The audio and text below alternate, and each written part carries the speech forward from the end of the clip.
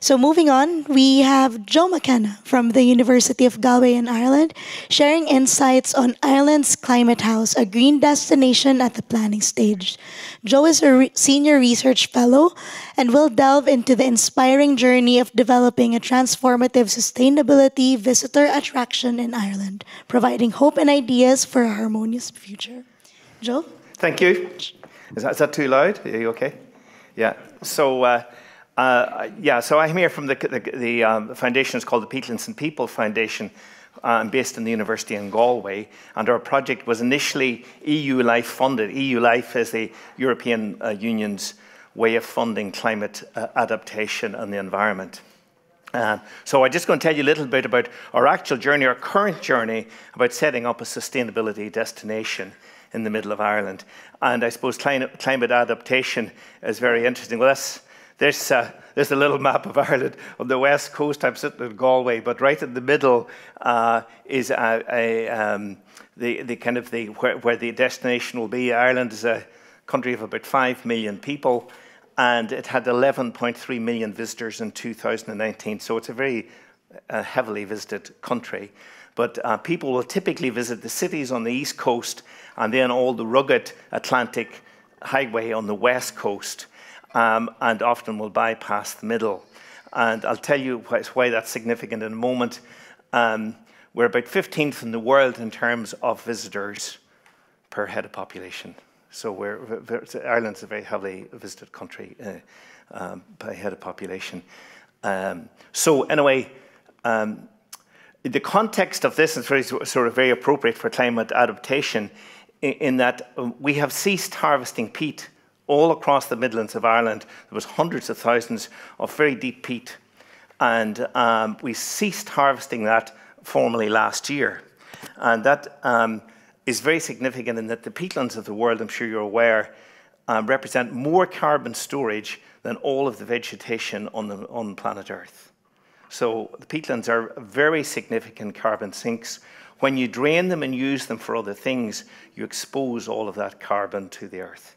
And so by regenerating and re-wetting them, you're beginning to start that journey of putting back regeneration. So our story is based on the climate adaptation, and you'll see the pictures there of the harvesting that used to take place on an industrial scale, and it powered electricity stations and domestic homes and horticulture. But it represented a vast industrial scale harvesting of that peatland resource. And the decision last year is very significant that we decided to stop. So all our energy in the future will come from wind and solar and elsewhere.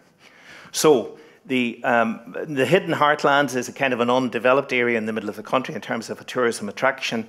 Our project then is to look at that story of regeneration and out of that create a tourism attraction.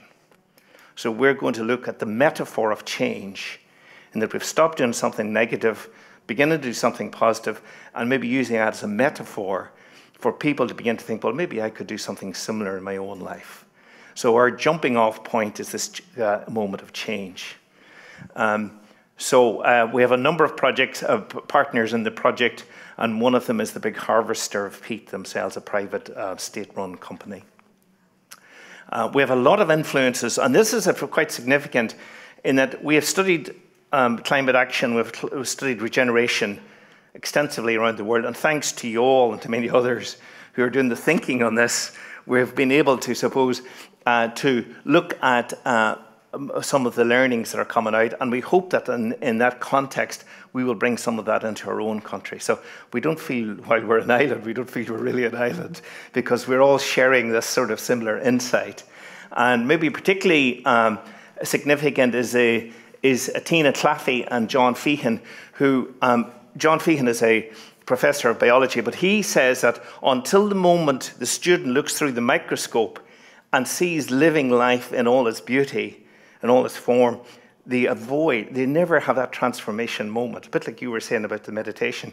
It's the same thing. Until you have that aha moment, oftentimes we glance over everything.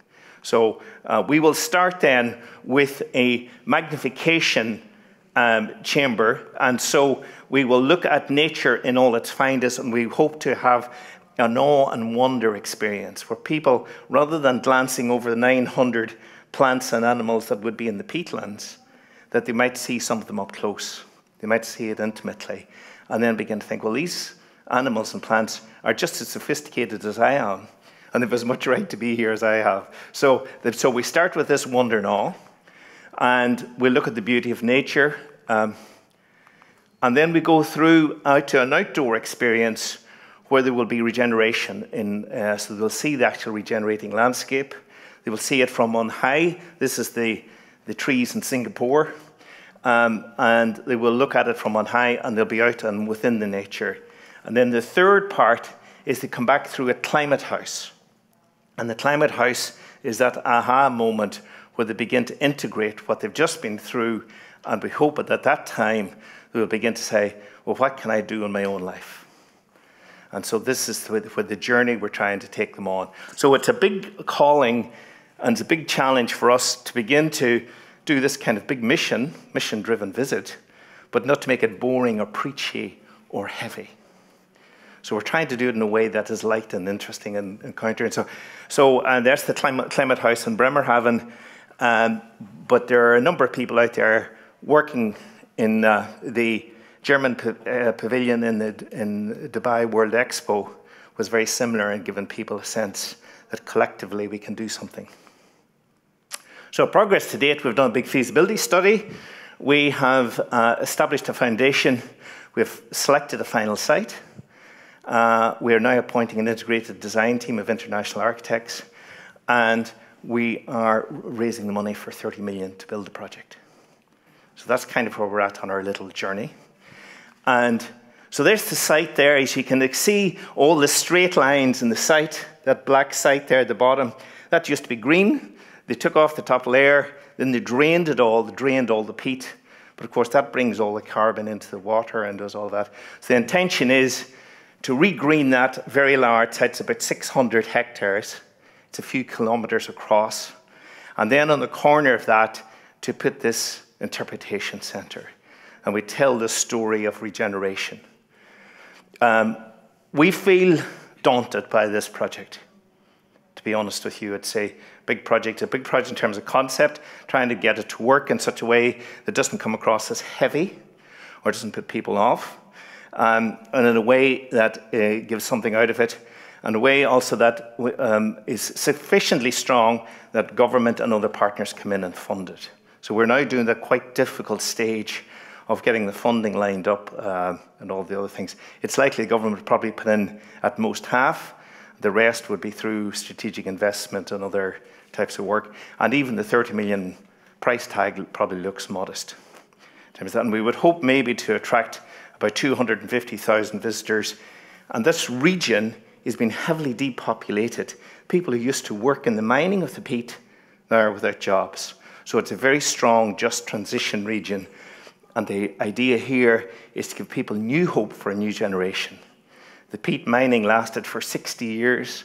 We hope that a new generation will start with peat restoration, and it will be 60 years of a story through that, so we start again.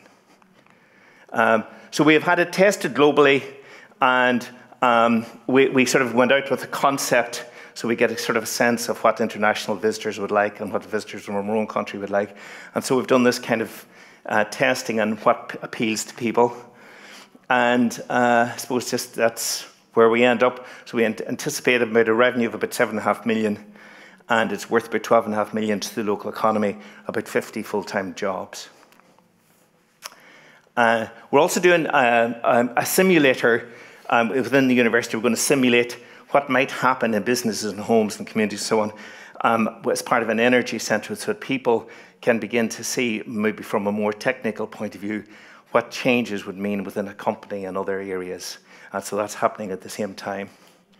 So I suppose the other considerations is developing a local supply chain and developing sources such as geothermal and so on. So we're doing quite a bit of exploration on the site at the moment in terms of what the geothermal potential is, so that we kind of showcase the full energy potential and not harvest the peat. Show people that there's other energies in that very district, if only they would use them, that has no footprint.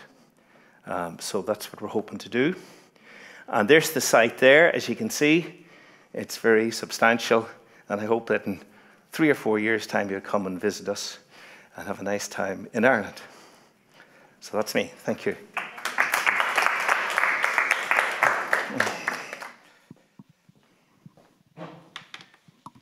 Thank you very much, Joe.